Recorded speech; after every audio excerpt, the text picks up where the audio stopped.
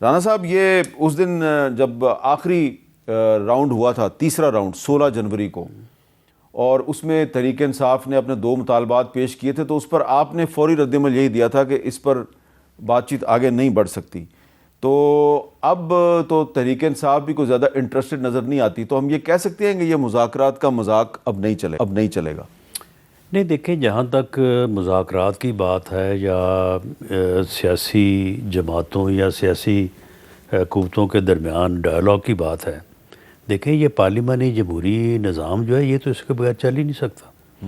آپ پارلیمنٹ کی جو ٹوٹل کارکردگی ہے، آپ کویسچن آور سے لے کے تو آپ چلے جائیں لیجسلیشن تک، آپ کال انٹینشن نوٹس تک، جنرل موشن تک، تو معاملہ یہ ہے کہ جب تک یہ آپس میں ڈائلاگ نہ ہو، بات نہ ہو، تو یہ نظام ہی نہیں چل سکتا۔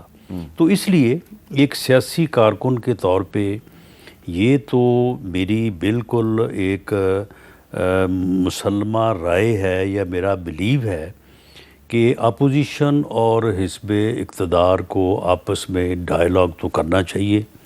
جمہوریت ڈائلاگ سے ہی آگے چلتی ہے، ڈیڈ لاک سے نہیں چلتی۔ جب ہم اپوزیشن میں تھے اس وقت بھی ان کو کہتے تھے کہ ہم آپ کے ساتھ بیٹھنے کو، بات کرنے کو تیار ہیں، اس وقت بھی یہ کہتے تھے کہ نہیں جی ہم نے آپ سے بات نہیں کرنی۔ ہمارا آج بھی موقف یہی ہے۔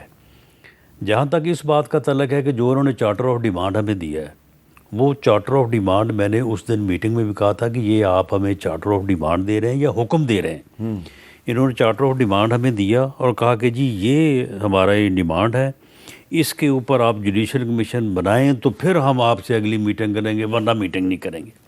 تو جب ہم نے ان سے کہا کہ جناب یہ چارٹر آف ڈیمانڈ آپ نے ہمیں دیا ہے تو اس کا جواب تو ہم سے لیں نا، نیکسٹ میٹنگ میں اسی طرح سے ان بلیک اینڈ وائٹ اس کا جواب ہم آپ کو دیں گے۔ اس کے بعد پھر آپ کا چارٹر آف ڈیمانڈ ہے، ہمارا چارٹر آف اپنا جو ہے وہ جواب ہوگا، اس کے اوپر بیٹھ کے بات کر لیں گے۔ تو انہوں نے کہا کہ جی ہمیں اجازت نہیں ہے عمران خان صاحب کی طرف سے کہ ہم آپ سے اگلی میٹنگ کریں۔ تو پھر آپ ایسا کریں کہ آپ ہمیں ایک اور میٹنگ ہماری کروائیں بانی پی ٹی آئی سے، تو ہم ان سے پھر اجازت لے لیں گے، تو پھر ہم آپ کے ساتھ اگلی میٹنگ کریں گے۔ ہم اب ان کی میٹنگ بھی کروا رہے ہیں، اور اس کے بعد ہم نے ایک سب کمیٹی بنائی ہے۔ وہ سب کمیٹی جو ہے وہ ان کے ایک ایک لفظ اور ایک ایک ان کے پوائنٹ کا جواب تیار کر رہی ہے۔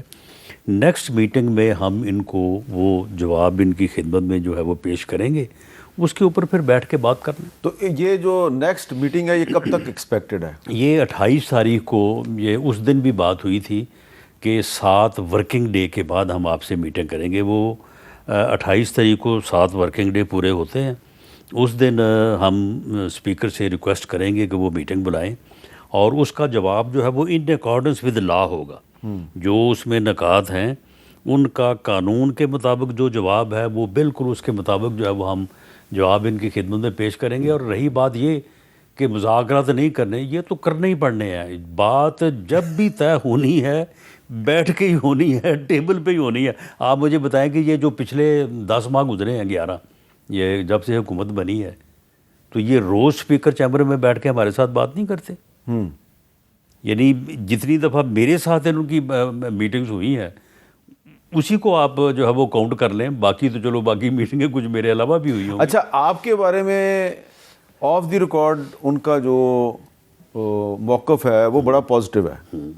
وہ کہتے ہیں رانا صاحب آپ کے پروگرام میں بیٹھ کے جو مرضی کہیں، لیکن ہمارے ساتھ جب وہ بیٹھتے ہیں بند کمرے میں تو ان کا موقف بڑا اچھا۔ میں نے ان کو یہ بات سمجھانے کی کوشش کی ہے کہ جو بات ہمیں کوئی 25-30 سال بعد سمجھ آئی ہے نا، تو آپ بہتر ہے کہ ہمارے تجربے سے فائدہ اٹھائیں اور بیٹھ کے بات کریں۔ ٹیبل پہ بات جو ہے، ٹیبل پہ بات نے طے ہونا ہے، یہ سڑکوں کے اوپر فیصلے نہیں ہونے۔ اچھا، یہ جو اب انہوں نے محمود اچکزئی صاحب اور دیگر ساتھیوں کے ساتھ مل کر انہوں نے ملاقاتیں شروع کر دی ہیں، اور اسد قیصر صاحب نے کل کہا ہے ہمارے پروگرام میں کہ اب ہم ایک وسیع البنیاد سیاسی اتحاد بنائیں گے، اس میں ہم سول سوسائٹی کو، وکیلوں کو، اسٹوڈنٹس کو، مزدوروں کو، سب کو شامل کریں گے، اور اب فیصلہ سڑکوں پہ ہوگا۔ تو سب میں ہمیں بھی شامل کر لیں۔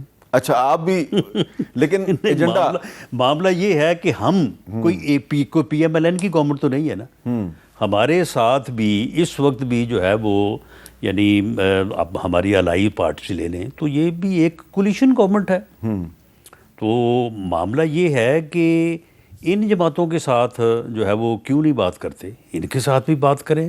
باقی انہوں نے سارے جہان سے بات کرنی ہے تو ان کے ساتھ کیوں نہیں بات کرنی. وہ کہتے ہیں جی اب ہمارا ایجنڈا جو ہے وہ یہ ہے کہ ہم نے پاکستان میں جو 1973 کا کانسٹیٹیوشن ہے اس کو لیٹر اینڈ اسپرٹ میں ریسٹور کروانا ہے کیونکہ وہ معطل ہو گیا. یعنی اسٹیبلشمنٹ سے بات کر کے, یہ یعنی اس کانسٹیٹیوشن کے مطابق وہ ساری دنیا سے بات کر سکتے ہیں, اسٹیبلشمنٹ بھی کے ساتھ بھی کر سکتے ہیں, ہمارے ساتھ نہیں کر سکتے. اچھا اب جو آپ نے ان کا قصہ چھیڑ ہی دیا اسٹیبلشمنٹ کا, تو یہ جو ایک میٹنگ ہوئی ہے اس کے بارے میں گور صاحب تو یہی کہتے ہیں جی سیکورٹی ایشوز پہ میٹنگ ہوئی تھی, لیکن سب کو پتہ ہے کہ میٹنگ میں اور بھی بہت سی باتیں ہوئی ہیں. تو یہ آپ کو نہیں لگتا کہ ایک طرف سیاسی حکومت سے مذاکرات, دوسری طرف سیکورٹی اسٹیبلشمنٹ سے مذاکرات, تو ایک ہی وقت میں دو چینل نہیں کھولنے چاہیے؟ دیکھیں میر صاحب, ہمیں بھی اس یعنی جو ہے وہ سائڈ پہ یعنی آپ سمجھ لیں کہ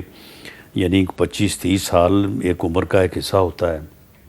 معاملہ یہ ہے کہ اس وقت جو اسٹیبلشمنٹ کی لیڈرشپ ہے اس کا کوئی پرسنل ایجنڈا نہیں ہے. اگر اس کا پرسنل ایجنڈا ہو تو یہ ٹی وی پہ جو ہے نا یہ 24 میں سے 22 گھنٹے جو ہے نا آپ ان کی تقاریر سنیں اور ان کی جو ہے وہ باتیں ہو رہی ہوں. ان کا کوئی پرسنل ایجنڈا نہیں ہے. اور معاملہ یہ ہے کہ اگر پولیٹیکل فورسز, سیاسی جماعتیں اگر بیٹھ کے سیاسی معاملات کو کسی ڈھنگ سے طے کر لیں تو ان کی طرف سے بالکل قطعاً کوئی ایسی مداخلت نہیں ہوگی جس طرح سے پہلے ہوتا رہا ہے کہ سیاسی قوتوں کو اکٹھا نہیں ہونے دیا, لڑا کے رکھا, اور کبھی ایک طرف کو حمایت کر کے دوسری طرف کو اور دوسری طرف حمایت کر کے پہلی طرف کو. یہ معاملہ جو ہے اس وقت یہ سہولت کہہ لیں یا یہ موقع کہہ لیں یہ حاصل ہے. اس کے باوجود اگر سیاسی جماعتوں نے آپس میں لڑ کے جو ہے وہ اسی صورت کو جو ہے وہ آگے بڑھایا تو اس سے میں سمجھتا ہوں کہ اس ملک میں سیاسی طور پہ بھی نقصان ہوگا اور معاشی طور پہ تو آپ دیکھ ہی رہے ہیں کہ ملک جو ہے وہ کس حال کو پہنچ چکا ہے. ورنہ 17-18 میں جو حالات تھے اگر اسی طرح سے کنٹینیو ہوتا تو آج ملک جو ہے وہ کسی نہ کسی کنارے پہنچا ہوتا.